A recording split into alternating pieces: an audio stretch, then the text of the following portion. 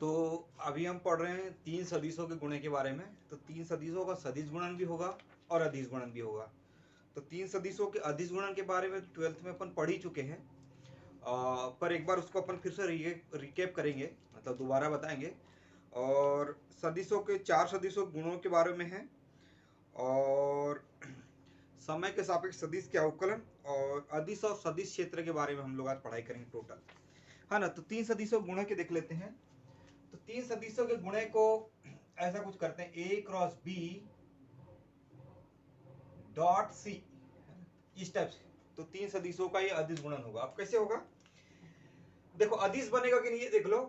ए cross B एक सदिश होगा, ए क्रॉस बी करेंगे एक नया सदिश मिलेगा, और एक सदिश का सदिश के साथ ये डॉट प्रोडक्ट करते हैं तो अदिश मिलता है। तो मतलब अदिश मिलेगा, मतलब कोई संख्या मिलेगी।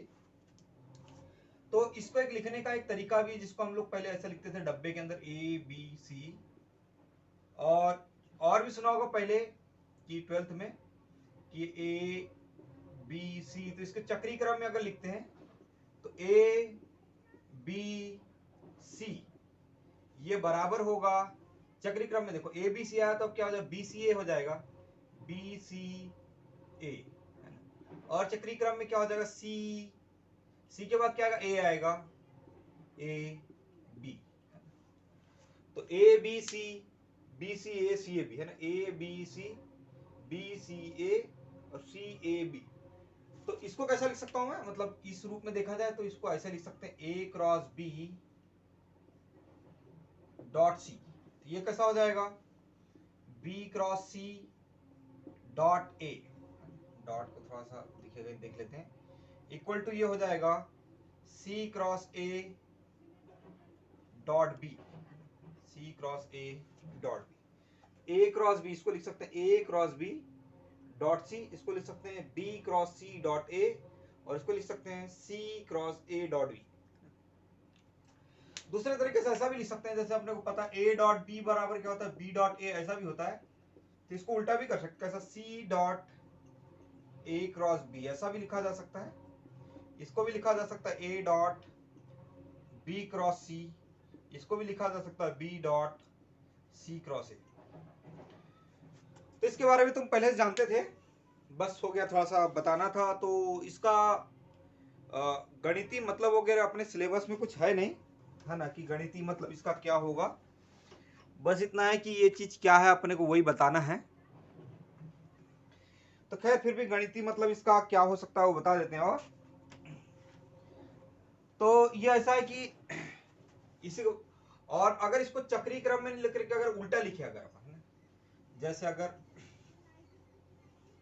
एक हमारा कुछ ऐसा हो जाए, एक को लिखूं मैं ए बी सी, और इसको चक्री क्रम में लिखा जाए तो कुछ लिख दिया, जैसे चक्री क्रम को उल्टा लिख देता हूं, सी बी ए, है ना।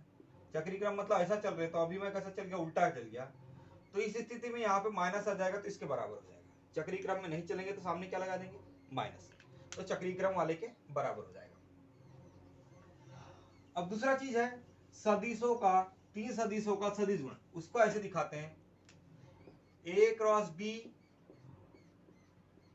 क्रॉस सी, एक टाइप का ये हो सकता है। दूसरे टाइप का क्या हो सकता है, A cross C cross B, है ना, ये हो सकता है, कुछ भी हो सकता है। तो तीन को क्रॉस कर दो, दो हमेशा कोष्टक में रहेंगे और एक हमेशा खुला रहेगा। तो ए क्रॉस बी को करेंगे तो क्या आएगा, एक सदिश मिलेगा, नया सदिश। और उस नए सदिश को इस सी के साथ क्रॉस करेंगे तो दो सदिशों का क्रॉस प्रोडक्ट हमेशा क्या होता है, सदिश होता है ना। तो एक नया सदिश मिल जाएगा। तो किसके बराबर होता है वो देखेंगे। तो यहां पर जो भी होगा, जो सबसे बीच में आ रहा है इन तीनों के, उसको लिख दो सबसे पहले। बीच में कौन आ रहा है तीनों के, बी आ रहा है, तो उसको पहले लिख दिया, और इसमें माइनस लगा दो। फिर जो कोष्टक में जो रह गया, कोष्टक में क्या है, ए और बी है, तो बी को तो अपन लिख चुके हैं, तो ए रह गया, तो यहाँ पर ए को लिख दो, है ना। क्या करना है कि इसका बनता क्या फॉर्मूला वो बता रहे हैं अपन, है ना। तो जो बी है, जो बीच का है, उसको बीच में लिख दो, और जो कोष्टक वाली जो बाद में माइनस लगा दो, उसके जो ए कोष्टक में कौन ए और बी है, तो बी को तो लिख चुके हैं, तो बचा कौन ए को इधर लिख दो। अब देखो ए को आप बी, इसको ध्यान दे रहे हैं, इसमें कुछ और लिखेंगे अपन यहाँ पे, और तो बी है, तो अब बचेगा क्या, ए डॉट सी, तो यहाँ पे लिखो ए डॉट सी, क्योंकि बी लिखा तो ए और सी बच गया, है ना। फिर उसी प्रकार से अगर ए लिख दिया तो बचा कौन, बी और सी, तो यहाँ आएगा बी डॉट सी, ऐसा। ठीक, तो ऐसा हो जाएगा, मतलब A cross B cross C का फॉर्मूला क्या बनेगा, A dot C B minus B dot C A. अब देखो तीन सदिशों का सदिश गुणन करने पर सदिश बन रहा है कि नहीं वो देख लेते हैं, है ना। तो देखो ए डॉट सी क्या होगा, अदिश होगा। किसी अदिश का सदिश में गुणा करने पर सदिश ही रहता, मतलब ये पूरा का पूरा सदिश बना। बी डॉट सी क्या होगा, डॉट को थोड़ा बड़ा बना देता हूं,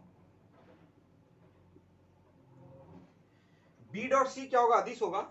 और इस अदिश का अगर सदिश में गुणा करेंगे तो सदिश ही होगा। तो ये भी सदिश और इतना ये भी सदिश, तो सदिश सदिश को जोड़ो या घटाओ सदिश ही रहता है। अगर कोई बोले कि ऐसा आ जाए कि ए क्रॉस सी क्रॉस बी, कुछ इस टाइप से आ जाए, तो इसका क्या बनेगा, तो देखो सबसे बीच में कौन है, सी है, उसके बाद माइनस लगाओ। अब सी के अलावा इसके साथ कोष्टक में कौन है, बी है, तो यहाँ बी को लिखो। अब देखो यहां पर कुछ लिखना है अपने को, यहां पे कुछ लिखना है, तो वो कैसे आएगा, अपना सी है ना, तो सी को छोड़ के क्या बचा, ए बी, तो ए डॉट बी कर लो, ए डॉट बी कर लिया। अब ये बी है तो बी को छोड़ के क्या बचा, ए और सी, तो यहां पर कर लेंगे ए डॉट सी, ए डॉट सी। कोई बोले कि बी क्रॉस, है ना, बी क्रॉस डी क्रॉस सी करो, है ना, और ऐसा कर दे। तो हमको क्या करना है, सबसे पहले बीच वाला देखो, इन तीनों के बीच वाला कौन है, क्योंकि हमको तीन ही सदिश लेना, तीन सदिशों का सदिश गुणन पढ़ रहे, तो तीन सदिश ही लेना है। तो डी है बीच में, तो बीच में डी को लिख दो, फिर माइनस लगा दो, और कोष्टक में कौन बचा है, कोष्टक में बी है, तो डी के साथ कोष्टक में कौन है, बी है, तो इधर पे बी को लिख दिया। अब जैसे डी है तो यहाँ पर अभी कुछ लिखना है अपने को, तो डी है तो डी के साथ, डी के अलावा कौन बचा, बी और सी, तो यहाँ पर क्या जाएगा, बी डॉट सी। और ये बी है तो बी के अलावा कौन कौन बचे हैं, बी के अलावा कौन बचे हैं, डी और सी बचे हैं, तो यहां पर क्या आ जाए, डी डॉट सी। इस टाइप से हो जाए, समझ गए, है ना। तो क्या करना है, बीच वाले को सबसे पहले लिखना है। जैसे मैं दूसरा बनाऊं कोई, है ना, P cross Q cross R बनाया, तो क्या लिखना है, सबसे पहले बीच वाले को लिखना है, तो ये Q लिख दिया, और वो जो बीच वाला उसके साथ कोष्टक में कौन है उसको लिख दिया माइनस करके R। अब यहां पर अपने कुछ लिखना है, तो Q के अलावा कौन बच गया, P और R, तो हमको P डॉट R करना है यहाँ पे। अब यहाँ पे क्या लिखा, R लिखा है, तो कौन बचा, P और Q बचा है यहाँ पे, तो P डॉट क्या करना है, Q करना है, P डॉट Q। तो ये स्टेप्स है। अब देखो हम लोग को और सिलेबस में चार सदिशों का अदिश गुणन के बारे में है, और चार सदिशों के सदिश गुणन के बारे में, तो उनको कैसे लिखते हैं वो देख लेते हैं। तो चार सदिशों का सदिश गुणन, कुछ अदिश गुणन के देखते हैं। चार सदिशों का पहले अदिश गुणन देख लेते हैं। जैसे ए क्रॉस बी, बीच में डॉट लगाते हैं, और सी क्रॉस डी, मतलब दो दो सदिश का क्रॉस करके इधर लास्ट लास्ट में लिखते हैं और बीच में डॉट लिखते हैं, है ना। इस टाइप से इसको लिखने का तरीका है। तो देखो ए क्रॉस बी मिलके क्या बनाएगा, एक नया सदिश बनाएगा। सी क्रॉस डी बना के मिलके भी एक नया सदिश और एक नया सदिश बनाएगा। तो दो सदिशों का डॉट प्रोडक्ट, दो सदिश है ये, उनके बीच में डॉट प्रोडक्ट है, तो क्या बन जाएगा, दो सदिशों का डॉट प्रोडक्ट करने पे अदिश बन जाता है। अब देखो इसको, इसका डेरिवेशन भी है, इसका कुछ कुछ फॉर्मूला भी यहाँ पे बनेगा, है। वो फॉर्मूला मैं ला के बता रहा हूँ, इसको कुछ लिख सकते हैं हम लोग, वो फॉर्मूला क्या होगा मैं ला के बता रहा हूँ। तो यहाँ पर क्या कर लेते हैं हम लोग, क्योंकि हमको तीन सदिशों का सदिश गुणन भी आता है, अदिश गुणन भी आता है, तो हम लोग इसको क्या काम कर लेते हैं, इसको ए क्रॉस बी को ई मान लेते हैं, है ना। ई मान लिया अपने तरफ से, ए क्रॉस बी को क्या मान लिया हमने, ई मान लिया अपने। इसको क्या लिख सकता हूं मैं, E dot C cross D. अब देखो इसको कुल मिला के तो हम लोग डब्बे के केस में ऐसा लिख सकते हैं, ई सी डी। अब देखो करना क्या चाह रहे हैं, है ना। अब ये चार थे तो उसको हमने तीन में बदल दिया, है ना, ठीक है, ये डब्बा बना दिया। अब क्या इसको मैं थोड़ा सा बदलना चाह रहा हूं, वो थोड़ा सा कैसे बदल लेते हैं, इस ई सी डी को चक्री क्रम में लिखो, ई सी डी। अब देखो अगर मैं सी से शुरू कर दूं, है ना, सी से शुरू कर दूं, तो क्या लिख सकते हैं हम इसको, सी डी ई, ये लिख सकते हैं, सी डी ई लिख सकते हैं। इसको ना, किसको, इसको पर्टिकुलरली ऐसा लिख सकते हैं। अब देखो इसको कैसा लिख सकता हूं मैं, इसको लिख सकता हूं सी डॉट डी क्रॉस ई। देखो इसको मैंने ऐसा लिख दिया, तो क्या परिवर्तन आया, यहाँ पर E dot C cross D था, तो यहाँ पर क्या हो गया, C dot D cross E हो गया। ये जो हमने ई जो किसी को मान रखा ए क्रॉस बी, पहले इसके साथ डॉट में था, अब ये किस में आ गया, क्रॉस में आ गया। क्रॉस में आने से देखो क्या फायदा होगा वो समझ में आ जाएगा अभी। जैसे देखो अब ये ई का मैं मान रख देता हूं, तो क्या हो जाएगा, ये C dot D cross A cross B, A cross B हो गया। तो देखो यहां पर अब क्या हो सकता है, यहां पर सदिशों, तीन सदिशों का सदिश गुणन का फार्मूला वापस से हम लोग लगा सकते हैं। ये फायदा हो गया हमारा, मतलब इसको कुछ ई माना, ई मान के ऐसा हुआ तो इसको हमने डब्बे वाले नोटेशन में लिख दिया, तो उसको चक्री क्रम वाले नोटेशन में लेके आए। तो चक्री क्रम वाले नोटेशन में इसको ऐसा भी लिख सकते हैं, तो इसको ऐसा लिखने के वापस चक्री क्रम वाले नोटेशन, ये डब्बा वाला नोटेशन हमने हटा के क्रॉस और डॉट वाला नोटेशन लगाया और ई का वैल्यू रखा। तो इससे क्या होगा, अब यहाँ पर पहले तो हमने सदिशों के अदिश गुणन का, तीन सदिशों के अदिश गुणन का फॉर्मूला लगाया था, अब तीन सदिशों का सदिश गुणन का भी फॉर्मूला लगा सकते हैं। कुल मिला के मतलब हमने इसको क्या कर दिया, ई को इधर कहीं ट्रांसफर कर दिया, तो किसी एक के साथ डी के साथ ट्रांसफर हो गया, तो उसके साथ अब हम लोग सदिश गुणन का फॉर्मूला लगा सकते हैं। तो इतना मैं मिटा रहा हूं, है ना, इतना मैं मिटा रहा हूं, तो इसके आगे का देखते हैं ना। तो देखो इसमें तीन सदिशों के सदिश गुणन का फॉर्मूला लगाएंगे, है ना। तो क्या हो जाएगा, सी डॉट, अब देखो इसमें क्या है, बीच में कौन है, ए है, ए को लिख दिया, माइनस लगा दिया, ए के साथ कोष्टक में कौन है, बी को लिख दिया, है ना ऐसा। अब यहाँ पर बीच में यहाँ पर कुछ लिखना है, ए लिखा तो ए के अलावा कौन है, डी और बी है, तो यहाँ पर क्या आ जाएगा, D dot B, D dot B, और यहाँ पर क्या लिखा, बी लिखा हुआ है, तो बचा कौन, डी और ए बचा, तो ये क्या हो जाएगा, D dot A, D dot ए। अब देखो ये तो कैसा अदिश है ना, ये तो अदिश है, डी डॉट बी भी अदिश होगा, डी डॉट ए भी अदिश होगा। इसको अपन और कैसा लिख सकते हैं, देखो ये तो एक संख्या हो गई ना, डी डॉट बी मतलब एक अदिश, मतलब एक संख्या हो गई। तो जैसे कहीं पर ऐसा लिखा हो ए डॉट थ्री बी, तो हम उसको क्या लिख सकते हैं, थ्री ए डॉट बी लिख सकते हैं ना। तो वैसे ही यहाँ पर हम लोग लिखना चाह रहे हैं, है ना। या जैसे कहीं पर लिखा हो A dot three B plus four C, तो इसको हम लोग कैसे लिख सकते हैं, थ्री ए डॉट बी लिख सकते हैं plus four A dot C लिख सकते हैं, ऐसा लिख सकते हैं। वही चीज हम लोग यहाँ करने वाले हैं, मतलब ये एक संख्या है ना, ये भी एक संख्या है, तो क्या लिखा है, सी डॉट संख्या ए माइनस संख्या बी, है ना। तो जैसा यहाँ कोष्टक खोला उसी टाइप से यहाँ पर भी खोल सकते हैं। तो यहाँ पर क्या लिख सकता हूं मैं, यहाँ पर लिख सकते हैं, संख्या को बाहर कर देते हैं ना, तो वैसी संख्या को बाहर कर दे, डी डॉट बी, है ना, और ये बन गया सी डॉट ए माइनस, ये संख्या को बाहर कर दिया, D dot A, D dot A, और ये क्या बन गया, C dot B, C dot B, इसको मैंने मिटा दिया अभी। कुल मिला के ये हमारा क्या बन जाएगा, फॉर्मूला बन जाएगा, तो A cross B dot C cross D, क्या का फॉर्मूला अपने पास, डी डॉट बी, है ना, D dot B C dot A minus D dot A C dot B. अब देखो पूरा का पूरा अदिश बना के नहीं देख लेते हैं, डी डॉट बी अपने आप में एक अदिश है, मतलब कोई संख्या है, डी सी डॉट ए भी अपने आप में एक संख्या है, अदिश है, डी डॉट ए भी अपने आप में एक अदिश है, और सी डॉट बी भी अपने आप में अदिश है। पूरे पूरे पद इसमें क्या अदिश है, तो चार सदिशों का अदिश गुणन क्या हमारे पास क्या आ गया, अदिश आ गया। इसको चाहो तो और थोड़ा सा बुक के हिसाब से रीअरेंज कर सकते हैं हम लोग, मतलब बुक में कुछ अलग तरीके से लिखा हो सकता है, तो हम लोग इसको रीअरेंज कर देते हैं। तो रीअरेंज करके कुछ ऐसा हो जाएगा, A cross B dot C cross D, rearrange करें तो कैसा होगा, इसको बी पहले आता है डी, तो इसको बी डॉट डी भी लिख सकते हैं ऐसा, इसको ए डॉट सी भी लिख सकते हैं, माइनस इसको क्या लिख सकते हैं, बी डॉट सी लिख सकते हैं, और इसको क्या लिख सकते हैं, ए डॉट डी लिख सकते हैं। ठीक है, तो देखा जाए तो क्या हुआ, इसको याद करने का तरीका ऐसा हो सकता है, A cross B dot C cross D है, तो देखो ये बी डॉट डी है, तो बी डॉट डी ये लास्ट वाले को लिया और ये फर्स्ट वाले को लिया और उनको एक साथ लिया। देखो फर्स्ट वाले को डॉट किया, ये लास्ट वाले को डॉट किया, ये माइनस लगाया।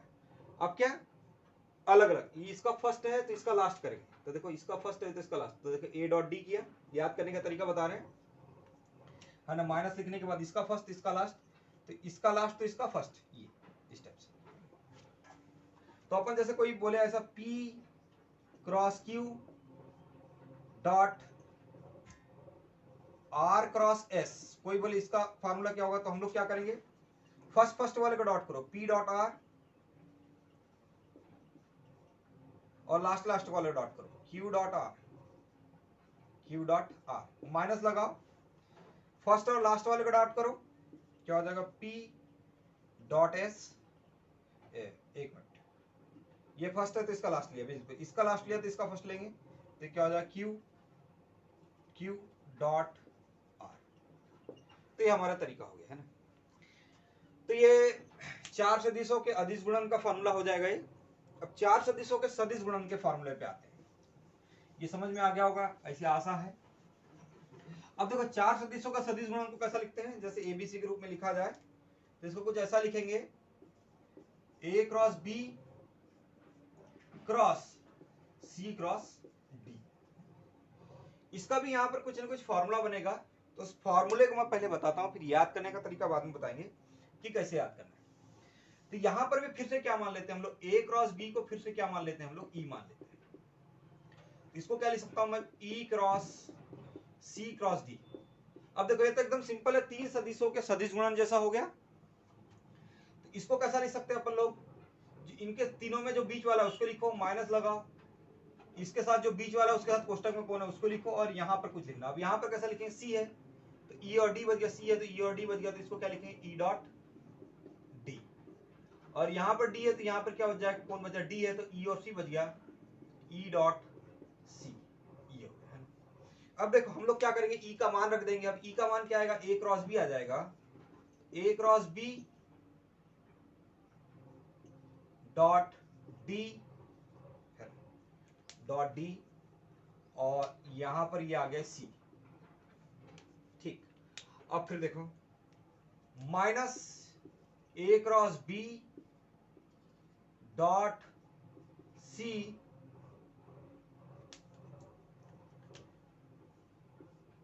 अपने ई का मान रखा ए क्रॉस बी, और ये आ गया डी।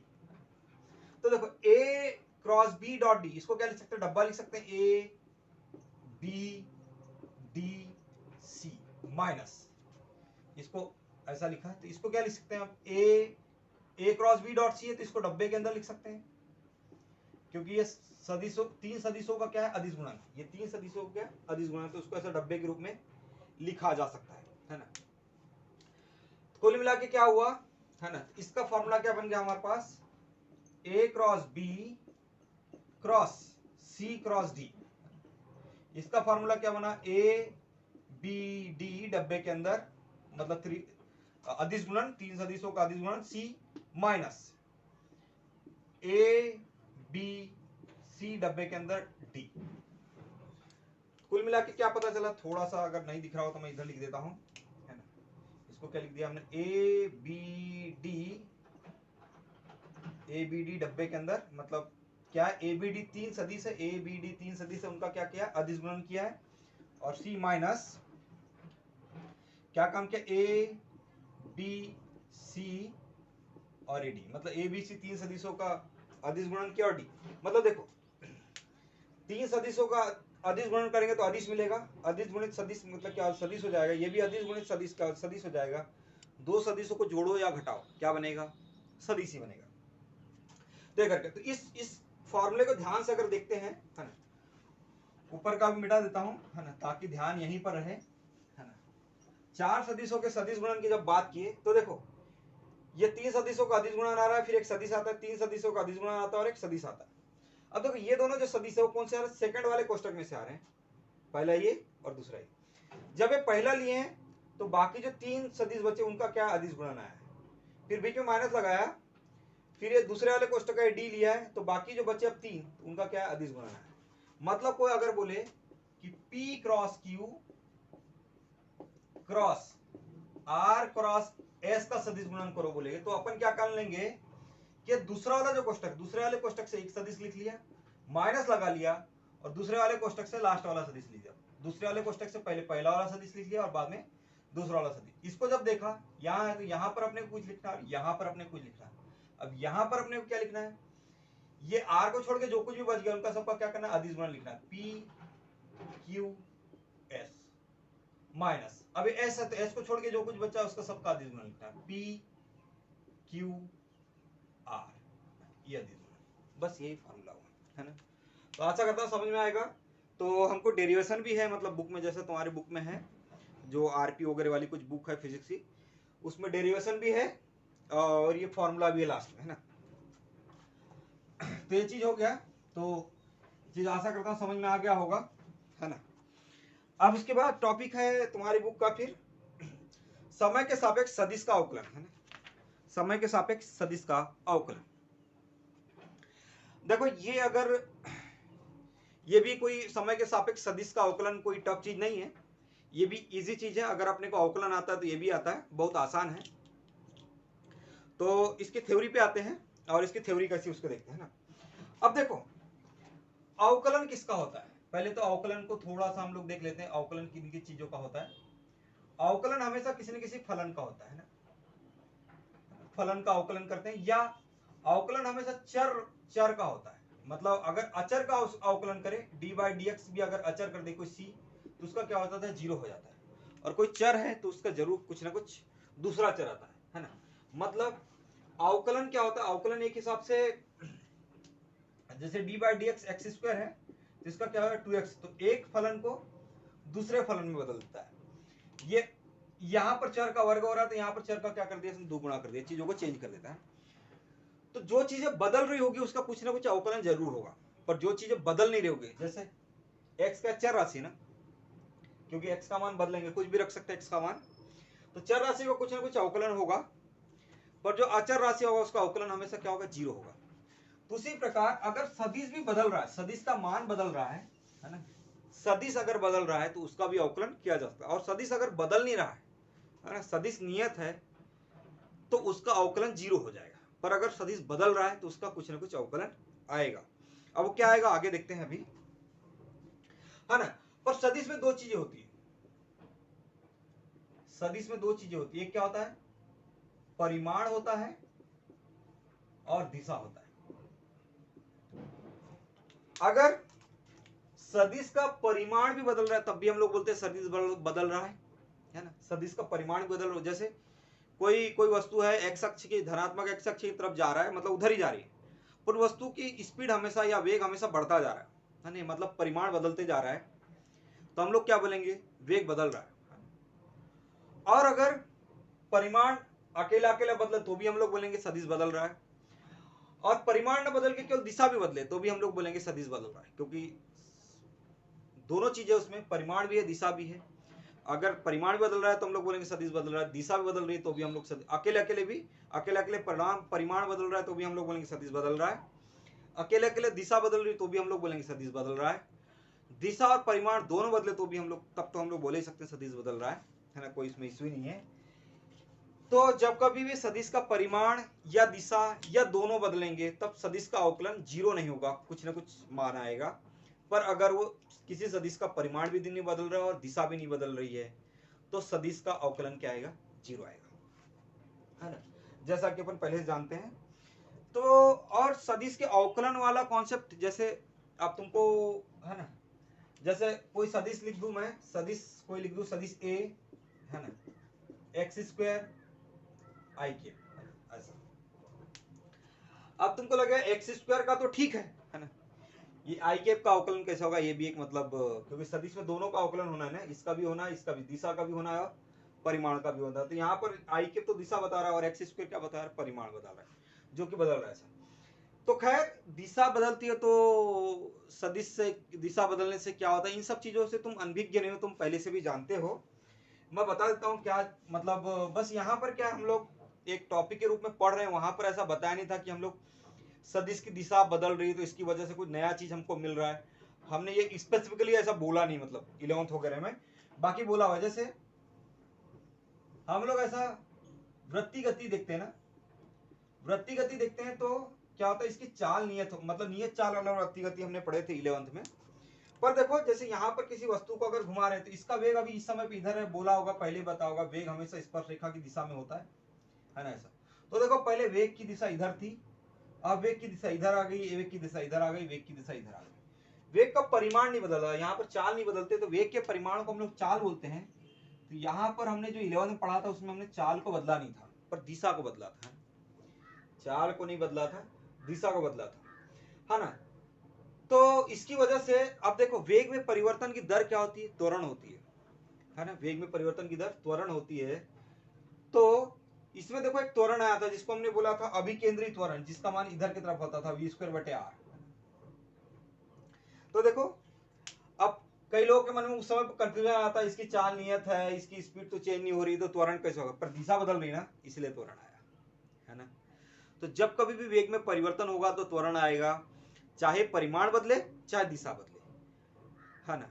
परिमाण बदलेगा तो भी त्वरण आएगा, दिशा बदलेगी तो भी त्वरण। तो देखो दिशा बदलने की वजह से त्वरण आया था, जिसको हमने बोला था अभिकेंद्री त्वरण। तो ये चीज अपन ऐसा नहीं कि पहली बार मतलब वेग में परिवर्तन की बात कर रहे हैं या किसी सदिश में परिवर्तन की बात कर रहे हैं। हम लोग ने पहले सदिश में परिवर्तन की बात किया हुआ है, हमारे लिए कोई नया टॉपिक नहीं है एकाएक, पर अब चीजें एक अलग तरीके से है, बस तरीका बदल दिया गया थोड़ा थोड़ा बताने का, समझ लो ये। तो हम लोग किसी भी सदिश को, जैसे कोई सदिश ए है, उस सदिश ए को क्या लिख सकते हैं, जैसे कोई सदिश ए है,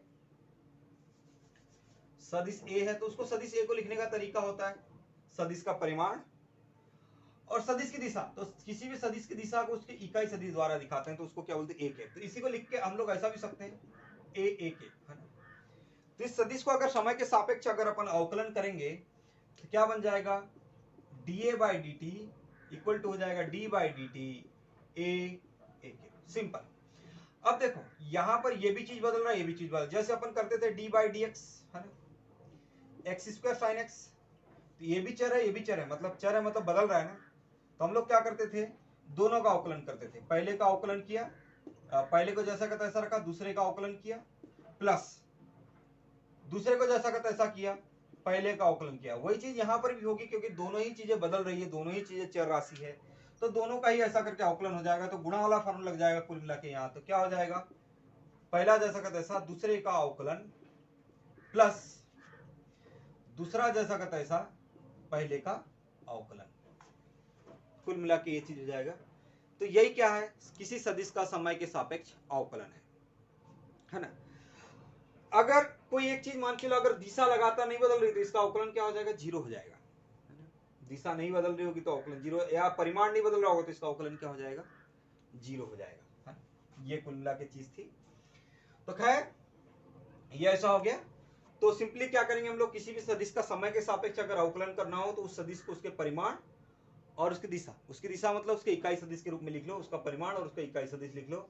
और क्या करना है, फिर अवकलन करना है। तो अवकलन क्या, गुणे के रूप में अवकलन हो जाए। जैसे अवकलन में गुणे का फार्मूला था हमारा कि पहला जैसा का तैसा, दूसरे का अवकलन, प्लस दूसरा जैसा का तैसा, पहले का अवकलन। सिंपल है, ज्यादा कोई नया नहीं था, बस इसमें ये चीज थी कि दोनों ही चीजें बदल रही है।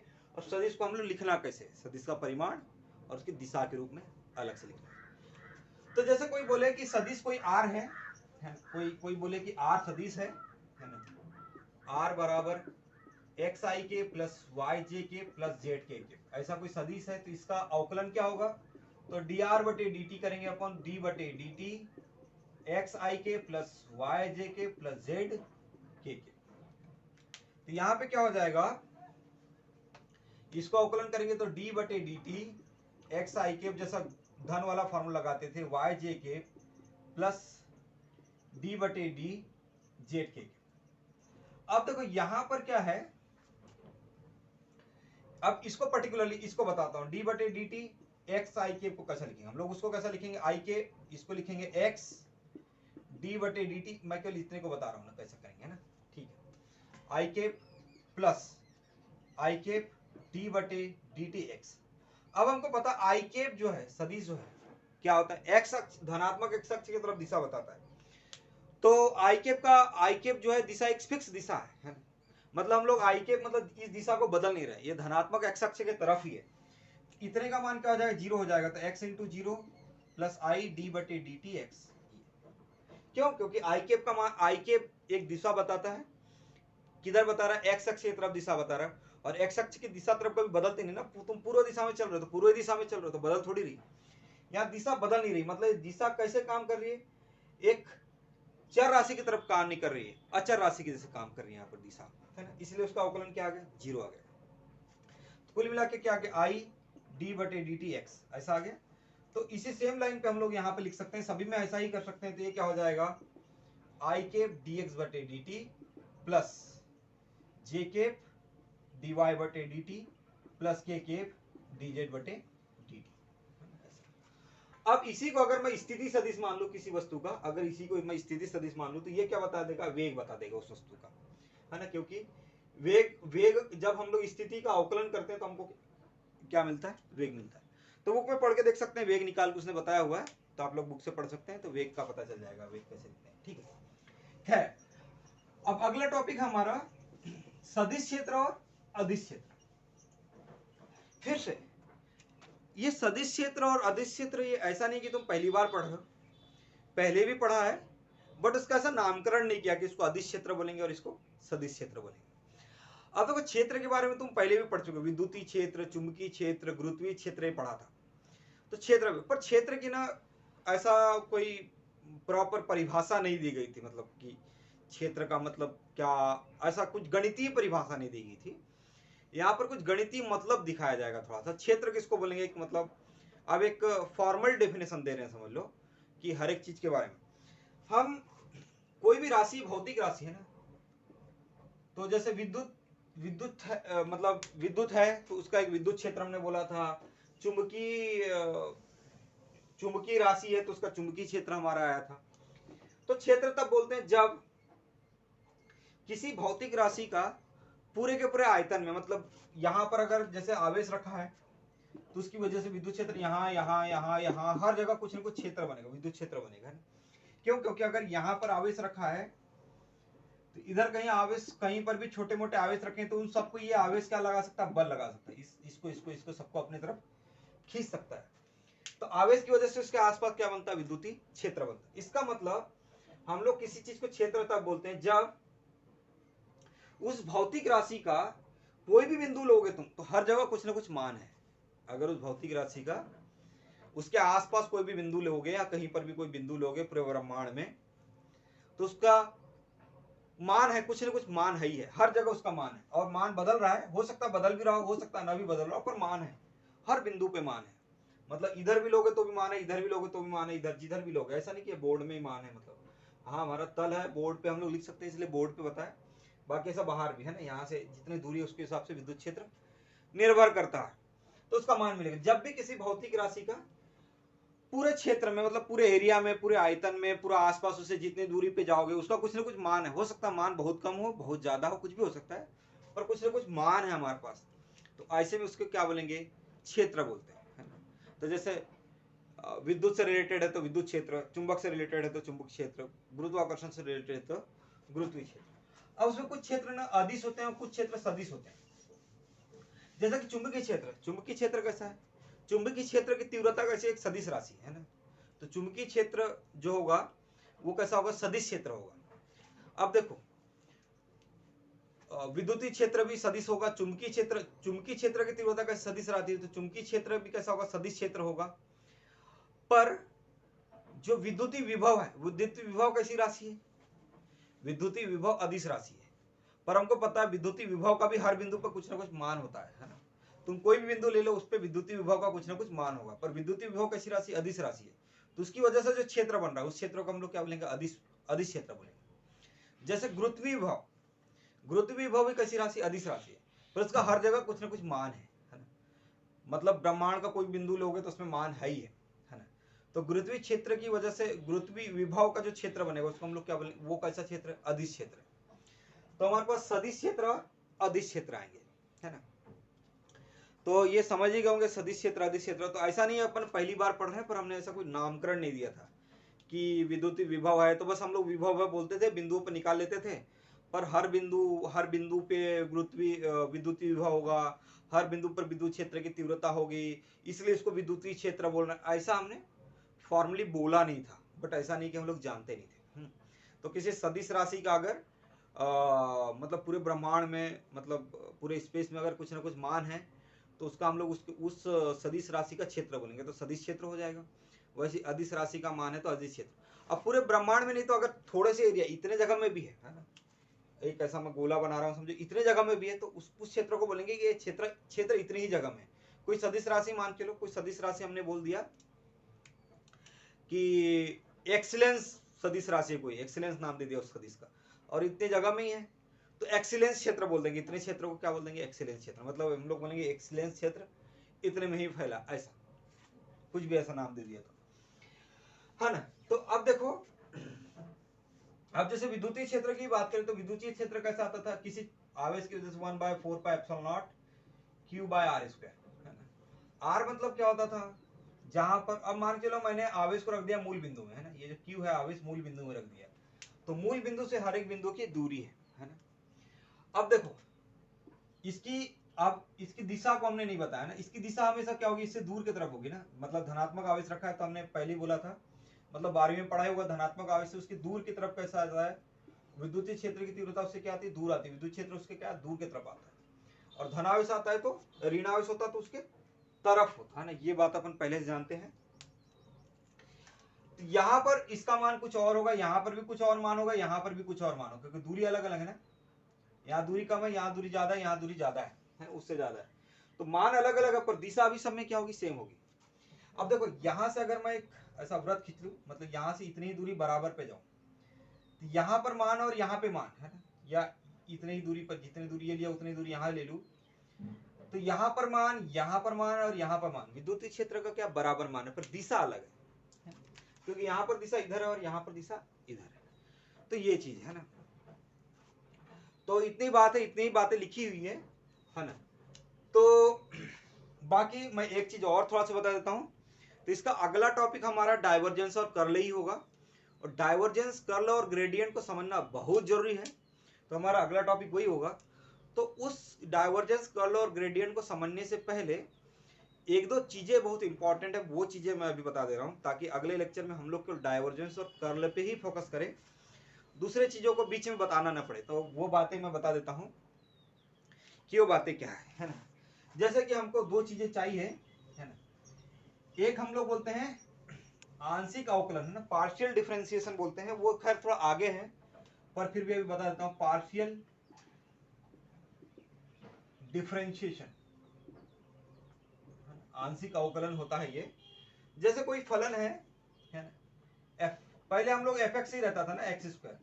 अब हमको ऐसा भी पढ़ सकते हैं, एक्स और वाई का फलन हो, जैसा ऐसा हो जाए x square plus y square plus x y, ऐसा भी फलन हो सकता है। मतलब अब इसमें दो दो इंडिपेंडेंट वेरिएबल है ना, दो स्वतंत्र चर है ना। और यहाँ पर पहले क्या होता, स्वतंत्र चर एक ही होता था, अभी यहाँ पर क्या होगा, दो स्वतंत्र चर हो गए, है ना। ऐसा अपन आगे पढ़ेंगे। कहीं पर अगर ऐसा आएगा del f by del x, del f by del x, इसको बोलते हैं partial differentiation of f with respect to x, है ना। Partial differentiation of f with respect to x आगे के चैप्टर में खैर आएगा, अभी इसी चैप्टर में, पर खैर अभी हम लोग इसको देख लेते हैं। इसका मतलब क्या है, हम लोग केवल एक्स को ऐसा लिखा है, इसका मतलब एक्स को चर राशि मान के चलेंगे, बाकी सबको क्या मान के चलेंगे, अचर। तो यहाँ पर क्या है, सब कुछ मतलब ये del by del x, x square plus y square plus x y. तो यहाँ पर हम लोग क्या करेंगे, एक्स को छोड़ के सब कुछ को अचर मानेंगे। इस एक्स का अवकलन क्या होगा, 2x होगा, क्योंकि y को क्या मान लिया, इसलिए अचर मान लिया, इसलिए 0 हो गया। x को छोड़ के सब कुछ अचर मान रहे हैं, तो y अचर है तो y बाहर आ गया, और x का अवकलन क्या हो गया, 1 हो गया। तो इसका क्या आ जाएगा, 2x प्लस वाई अवकलन हो जाएगा। अगर कोई बोले del f by del y बोले, तो del by del f by del y, x square plus y square plus x y. तो इसमें क्या करेंगे, y को छोड़ के सब कुछ अचर मानेंगे। अब ये अचर है तो इसका मतलब 0 हो गया, ये 2y हो गया प्लस x हो गया, तो क्या हो गया, 2y प्लस x आंसर आ गया इसका। ये एक ये चीज है। दूसरा चीज हम लोग के पास क्या है, कुछ निर्देशांक पद्धति होती है। खैर हमको एक निर्देशांक पद्धति का थोड़ा सा बता दूंगा, अभी बहुत ज्यादा उपयोग नहीं होगा। तुम लोग जब सेकेंड ईयर थर्ड ईयर में जाओगे तब निर्देशांक पद्धति का ज्यादा उपयोग होगा, पर मैं बता देता हूं, उससे थोड़ा सा क्या अभी कभी पढ़ने में थोड़ी सी आसानी होगी। जैसे एक निर्देशांक पद्धति तो हमारी कौन सी है, एक्स वाई जेड वाली है ना। एक निर्देशांक पद्धति और होती है, वो होती है उसको बोलते हैं आर थीटा, है ना, आर थीटा। अब आर थीटा कैसे होती है, किसी इस बिंदु का अगर निर्देशांक देखना है हमको, इस बिंदु का निर्देशांक देखना है, इस बिंदु का निर्देशांक देखना है, इस बिंदु का निर्देशांक देखना है, तो आर थीटा वाले में क्या होता है, इस बिंदु को थोड़ा दूर बनाएगा, आर थीटा वाले में क्या होता है, इसका निर्देशांक क्या देता है कि हम लोग यहां से इसकी दूरी देखते हैं, दूरी मान के लिए 5 है, तो 5 और एक कोण मान के लिए 30 डिग्री बन रहा है, तो इसको क्या बोलेंगे π/6, क्योंकि 30 मतलब π/6 होता है।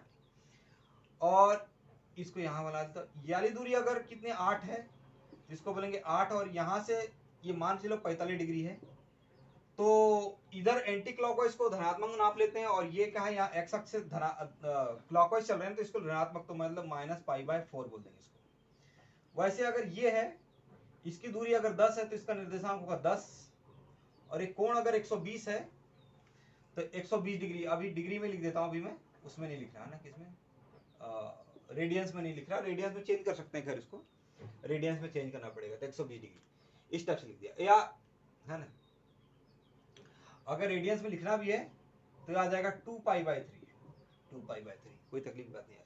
तो हम लोग कुल मिला के ऐसे इसके लिखते हैं। अब इसमें क्या होता है, इस निर्देशांक पद्धति में ये होता है, इस दिशा को हम लोग बोलते हैं, ये जिस भी बिंदु की तरफ जा रहे हैं इसको बोलते हैं हम लोग आर दिशा, तो इसको बोलते हैं, मतलब इस बिंदु की तरफ जो दिशा आती है, इस दिशा को बोलते हैं हम लोग आर के, और इससे जो लंबवत जो दिशा होती है उसको हम लोग बोलते हैं थीटा के। तो इस बिंदु की तरफ जब जा रहे हैं तो इस दिशा को हम लोग क्या बोलेंगे आर के, और इस दिशा को बोलेंगे हम लोग थीटा के, आर के और थीटा के। अब इसमें देखने वाली बात यह है कि यहाँ पर आर केप और थीटा केप की दिशा बदलते जाती है हर बार। देखो अभी आर केप की दिशा इधर है और थीटा केप की दिशा इधर है, पर यहाँ पर आर केप की दिशा क्या होगी, इधर होगी, और थीटा केप की दिशा क्या होगी, इधर होगी। इसके लिए आर केप की दिशा कैसी हो जाएगी, आर केप की दिशा ऐसी हो जाएगी और थीटा केप की दिशा ऐसी हो जाएगी। तो हम लोग कुछ ऐसी निर्देशांक पद्धति भी सीखेंगे जिसमें जो उसके जो आर केप और थीटा केप क्या यहाँ पे इकाई सदिश है, जैसे इसमें एक्स वाई में क्या है, इसके तरफ इकाई सदिश क्या आई केप है, और इसकी दिशा में इकाई सदिश क्या जे केप है। तो आई केप और जे केप की कभी दिशा बदलती नहीं है। ये जो निर्देशांक पद्धति है इसमें एक आर केप और थीटा केप है, और आर केप और थीटा केप की इसमें दोनों की दिशा लगातार बदलते रहती है ना। तो ऐसे वाली निर्देशांक पद्धति भी हम लोग पढ़ते हैं। तो एक निर्देशांक पद्धति ये हुई। तो अब अगला टॉपिक हमारा डाइवर्जेंस कर्ल होगा, तो उसको अगले लेक्चर में देखेंगे।